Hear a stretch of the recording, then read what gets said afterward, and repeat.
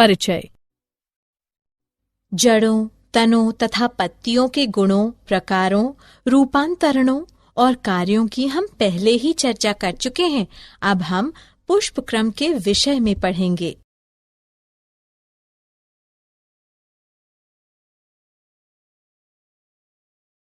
उद्देश्य। इस पाठ के अंत में आप निम्न करने में सक्षम हो जाएंगे: पुष्प क्रम को परिभाषित करना, पुष्प क्रम के प्रकारों का पता लगाना, असीमाक्षी पुष्प क्रम का अध्ययन करना, ससीमाक्षी पुष्प क्रम का अध्ययन करना, ससीमाक्षी पुष्प क्रम के प्रकारों को समझना, एकाकी ससीमाक्ष का अध्ययन करना, एकल शाखित ससीमाक्ष को समझना,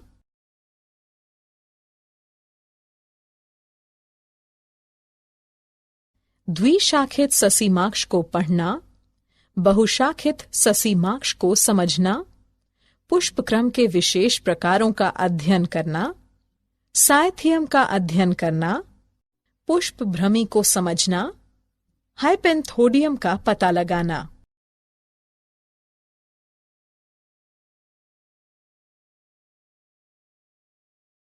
पुष्प क्रम।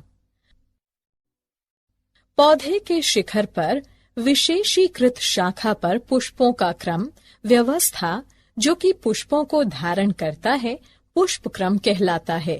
पुष्प क्रम के अक्ष को पुष्पवृंत यानी डंठल कहते हैं। कभी कभी पुष्प अकेले बनते पैदा होते हैं। पुष्पों का ऐसा क्रम एकाकी कहलाता है। जब पुष्प शाखा के सिरे या मुख्य तने पर बनते हैं यानी पैदा होते हैं, तो उन्हें एकाकी अंतस्थ कहते हैं। उदाहरण गूलर यानी पॉपी।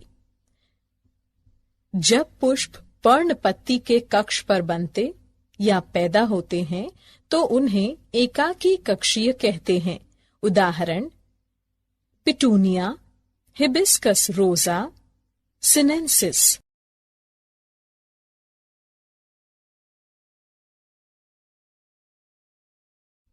पुष्प क्रम के प्रकार।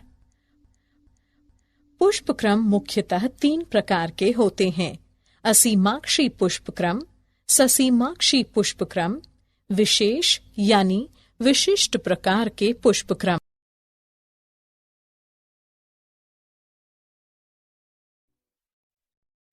असीमाक्षी पुष्प क्रम। असीमाक्षी पुष्पक्रम के मुख्य अक्ष में लगातार वृद्धि की क्षमता होती है तथा यह पुष्प में जाकर समाप्त नहीं होता है। मुख्य अक्ष पर पुष्प अग्राभिसारी अनुक्रम को दर्शाते हैं। पुराने पुष्प आधार की ओर और नए पुष्प शीर्ष की ओर लगे रहते हैं।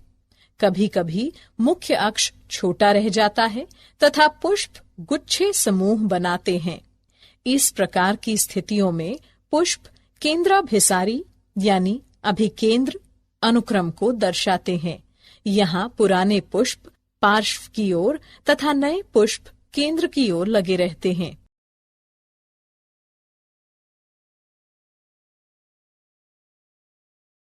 ससीमाक्षी पुष्पक्रम। ससीमाक्षी पुष्पक्रम में मुख्य अक्ष पुष्प में जाकर समाप्त हो जाता है तथा पुष्प वृंत यानी डंठल की वृद्धि रुक जाती है। पुष्प तलाभिसारी अनुक्रम को दर्शाते हैं। पुराने पुष्प शीर्ष पर जबकि नए पुष्प आधार की ओर लगे रहते हैं। जब पुष्प गुच्छों में व्यवस्थित होते हैं तो वे केंद्राभिसारी यानी अभिकेंद्री होते हैं। इसमें पुराने पुष्प केंद्र की ओर तथा नए पुष्प पार्श्व की ओर लगे रहते हैं।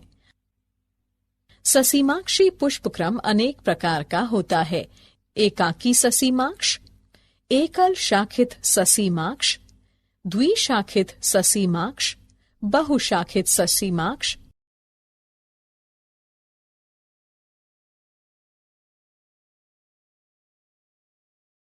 एकाकी ससीमाक्ष। यह ससीमाक्षी पुष्पक्रम का सरल प्रकार है जिसमें कि सिर्फ एक ही पुष्प होता है। पुष्प छोटे पुष्पवृंत यानी डंठल पर अंतस्थ या कक्षीय अवस्था या स्थिति में हो सकता है। उदाहरण थेस्पेसिया।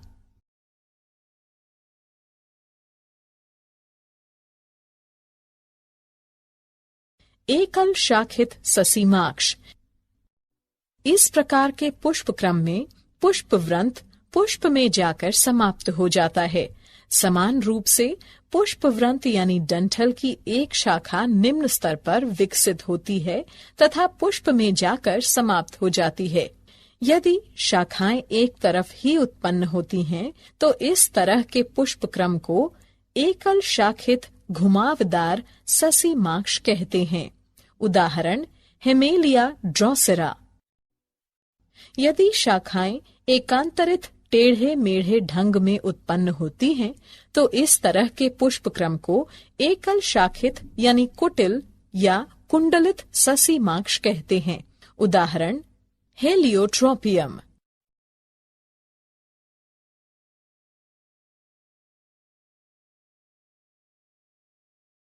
द्विशाखित ससीमाक्ष।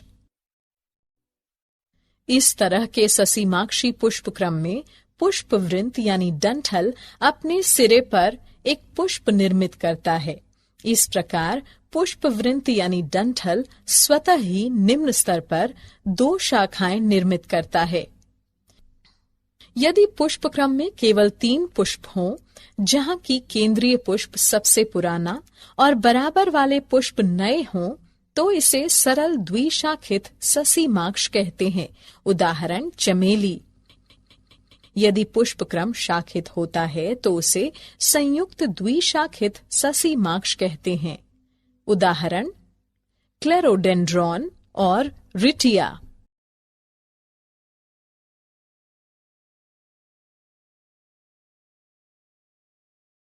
बहुशाखित ससीमाक्ष। इस तरह के ससीमाक्षी पुष्पक्रम में मुख्य अक्ष पुष्प में जाकर समाप्त हो जाता है। समान रूप से पुष्पवृंत डंठल कई शाखाएं उत्पन्न करता है और प्रत्येक शाखा पुष्प में जाकर समाप्त हो जाती है।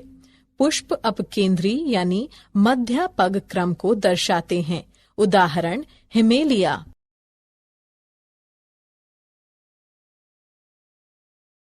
विशेष प्रकार के पुष्पक्रम। कुछ पौधे विशेष प्रकार के पुष्पक्रम को दर्शाते हैं। ये निम्न प्रकार के हैं: साइथियम, पुष्पभ्रमी, हाइपेंथोडियम।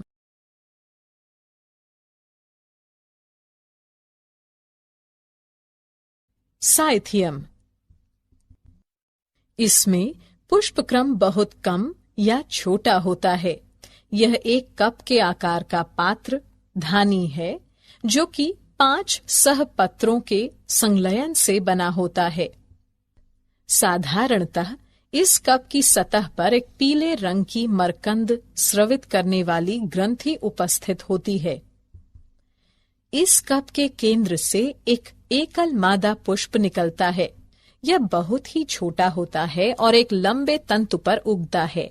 नर पुष्प बहुत छोटे होते हैं और कुटिल या कुंडलित ढंग से प्रत्येक सहपत्र के कक्ष से इनका निर्माण होता है।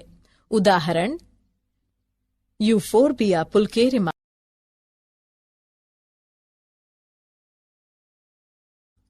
पुष्पभ्रमी। पुष्पभ्रमी एक विशेष प्रकार का पुष्पक्रम है जो कि ल्यूकस में दिखाई देता है। इसमें तने की प्रत्येक गांठ पर किसी भी एक तरफ 2 कक्षीय विपरीत ससीमाक्षी पुष्पक्रम विकसित होते हैं।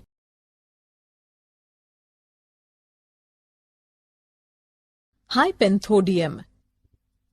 इस तरह के पुष्पक्रम में पात्र यानी धानी एक गुहा युक्त गोलाकार हो जाता है।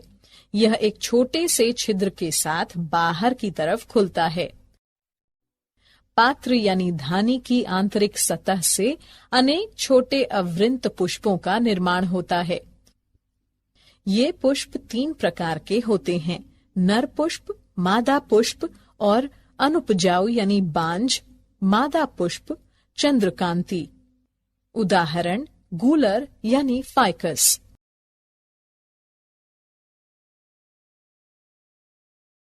क्या आप जानते हैं? अमोर्फोफिलस भारत का सबसे बड़ा पुष्पक्रम है। पूया रेमोंडी 32 फीट विश्व का सबसे बड़ा पुष्पक्रम है। दल युक्त सहपत्र बोगेनविलिया में पाया जाता है। कोएनेंथियम खुला हाइपेंथोडियम होता है।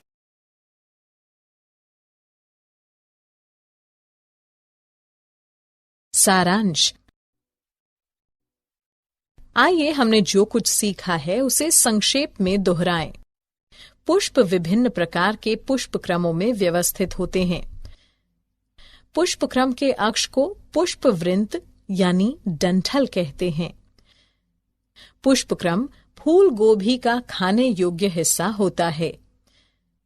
सिंकोनस एक संयुक्त अथवा बहुल फल है जो कि हाइपेंथोडियम पुष्पक्रम से विकसित होता है।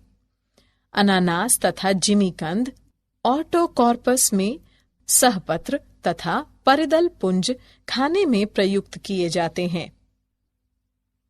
ऑसिमम यानी तुलसी में पुष्पभ्रमी प्रकार का पुष्पक्रम पाया जाता है। समानांतर विन्यास तथा ससीमाक्ष अथवा पुष्प क्षत्र युक्त अरीय पत्तियों का साधारण गुच्छा लिलिएसी कुल के लक्षण हैं। ग्रामिनी कुल में कनिष्का यानी स्पाइकिका पुष्पक्रम होता है।